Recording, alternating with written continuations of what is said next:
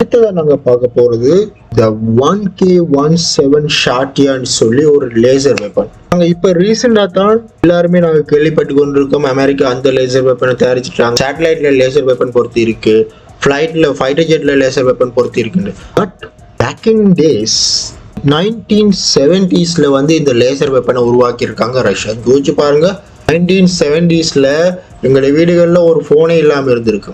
அந்த டைம்லயே பாருங்க ரஷ்யா எந்த அளவுக்கு டெவலப் ஆகியிருக்கிறாங்க. அப்போ உருவாக்கப்பட்டதான் இந்த லேசர் வெப்பன். இதுக்கு இன்னொரு பேரும் இருக்கு, ரஷ்யன்ஸ் லேசர் டேங்க். பாத்தீங்கன்னா 13 லேசர் ஹோல்ஸ் இருக்கு.